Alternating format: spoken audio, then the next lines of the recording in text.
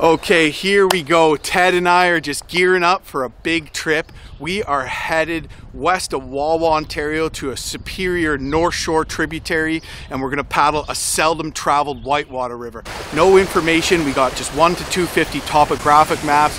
We're gonna bomb some rapids, we're gonna be catching some fish. I got my Toyota TRD Pro here. We're gonna be hauling our stuff up there, and with any luck, we'll be on the water tomorrow, but we got about an 8-hour drive. But first, we are outfitting Ted's brand new Novacraft 15-foot prospector with a Northwater spray deck, and that takes a little bit of figuring. The Northwater spray decks come with a full kit, and basically we're gonna have to drill holes in the boat to make the anchors that we can attach that spray deck to. So you wanna be careful when you're drilling holes in your boat, but it comes with full instructions, and I've done it a few times before, so it's pretty straightforward. Takes a little bit of time, you don't wanna rush it, but definitely excited to get this deck on and get on our way.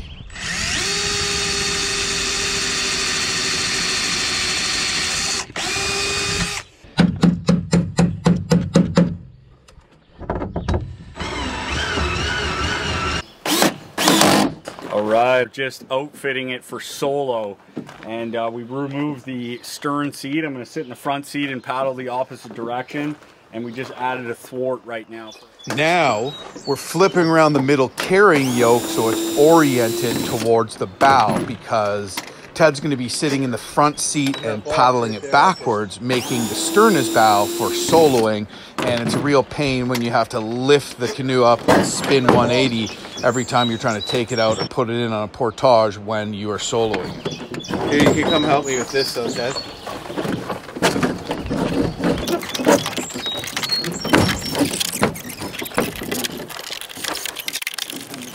Now it's time to drill our spray deck anchoring points into the canoe hull. They're what?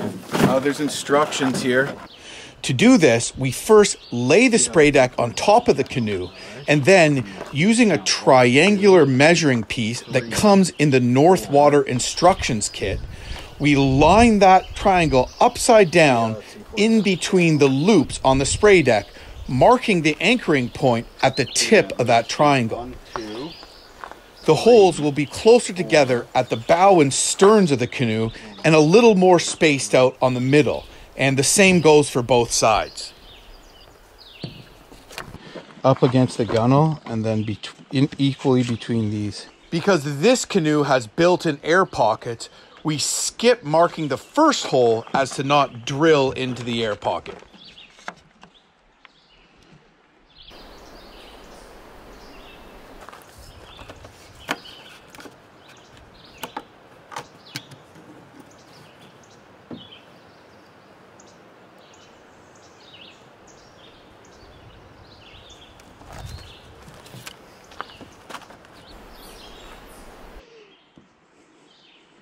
Such a mandatory tool to have. I was just going crazy.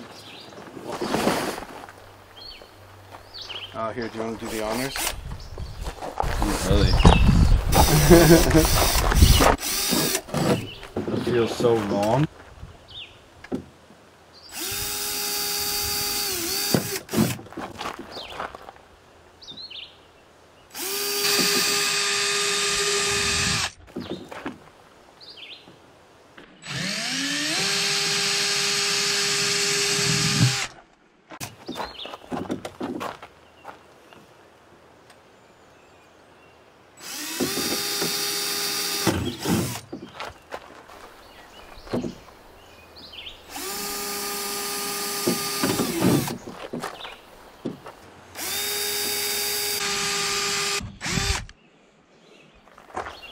Alcohol, sandpaper.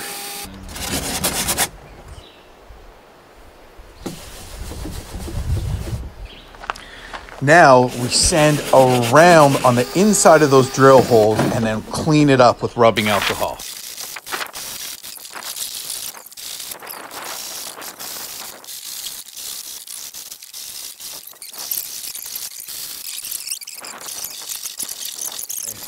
So these are the patches that are the spray deck tie down anchors, and what you do is you put glue here, Vinyl Tech 2000 here, then through the holes we drill we stick a wire through the hole, then we stick it through this loop here, and then we stick the wire back through the hole. And now we're gonna have the glue on there, and then we're gonna pull that loop through with the wire. So we're gonna tie down the spray deck to the loop on the outside of the boat. Here.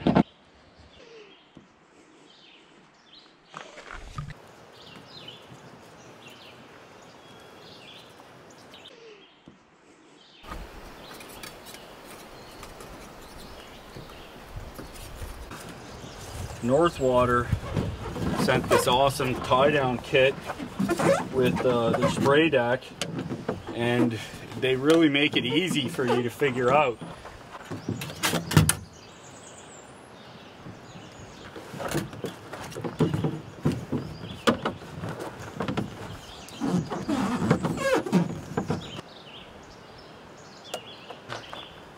Right? I don't care.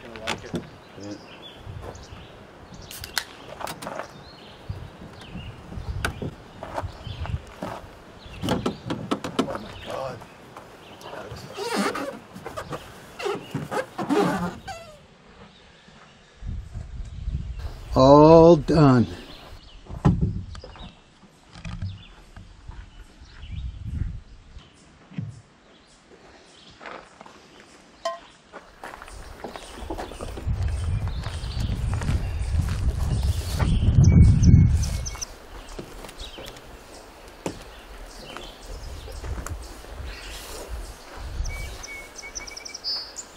I'm going to put on these knee pads so when I'm paddling, just have some extra padding on your knees, because it can get your knees can get pretty raw. I mean, it's not a must do, but it's definitely nice to have. These ones here, you can install them with the same glue that I did the other patches, but these ones here are actually a peel and stick, so it makes life a lot easier. I am going to sand and wash it with alcohol first, just so it adheres better.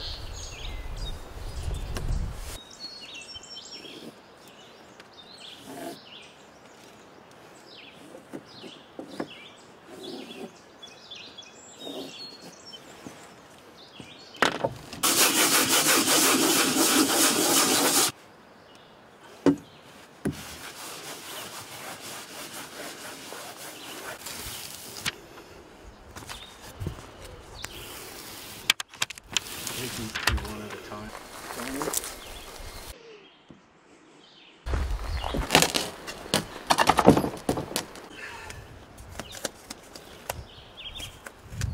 Make sure you stick one side and then roll it up, you know?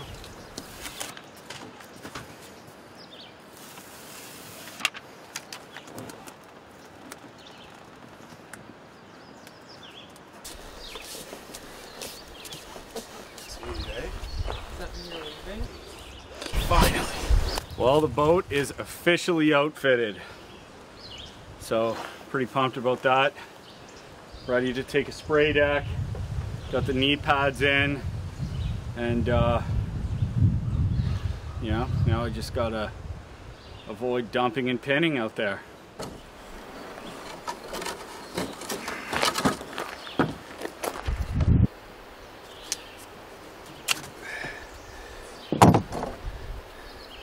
Whenever I cut any rope or webbing, I immediately melt it down afterwards.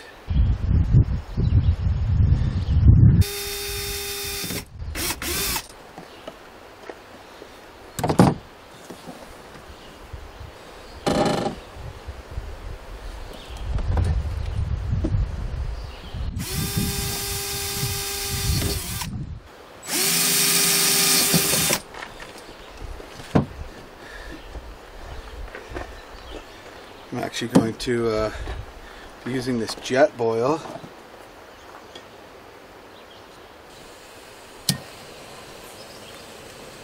to heat up this Allen key, and I'm going to use this Allen key to make the holes. That's going to melt the holes in the webbing.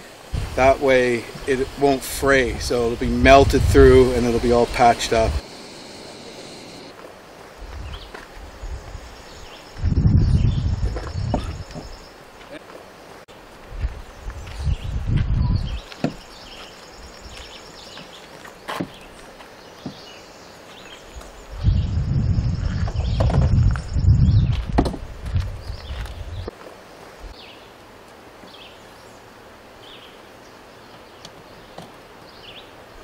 Once I secure the webbing to the inside of the gunnels at both the bow and the stern on either side using pop rivets, I'll have created an area where I can run cordage back and forth through the webbing and then through D-rings that are glued to the bottom of the canoe.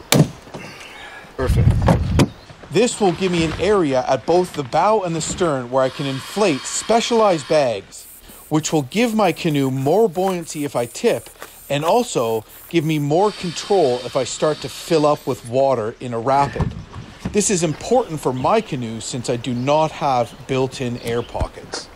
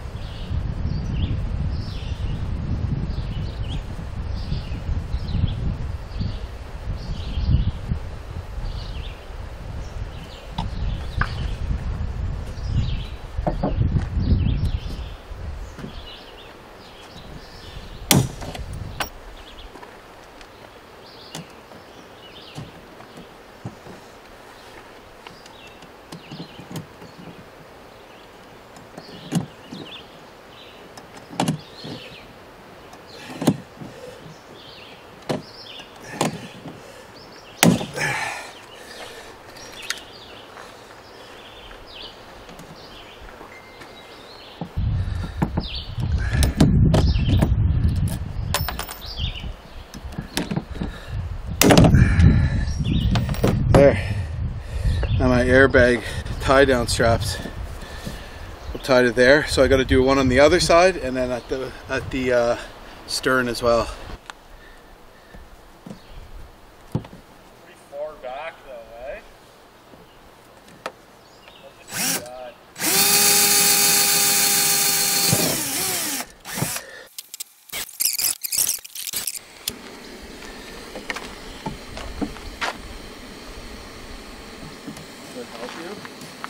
Another one? It's in the neck.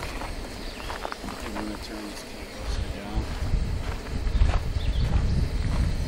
Yeah, film putting it on.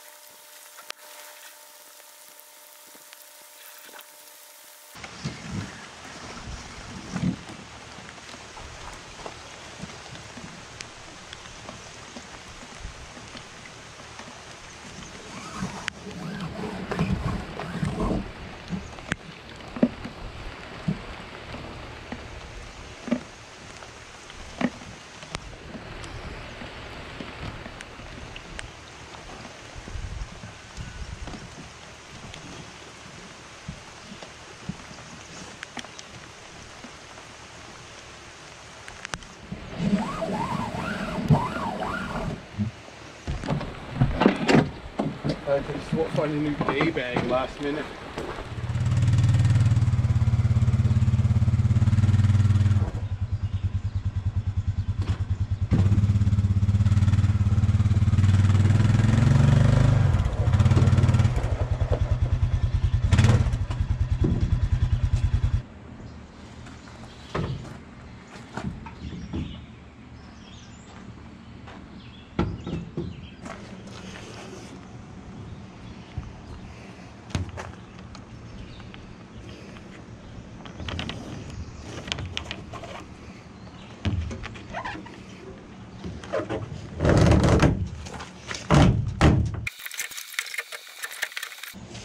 From here to here, you know, it's survival.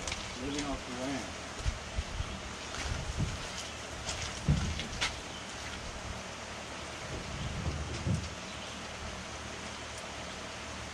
Well, it is pouring, but Ted and I have finally got the canoes outfitted. Mine needed some more. Kids need a whole spray deck anchoring system and a bunch of other things, but we got that done. We're loaded up and we're heading off in the driving rain. It's been dry around here and we needed it, but yeah, makes it a little harder working outdoors. I'm already soaked and the trip hasn't even started yet.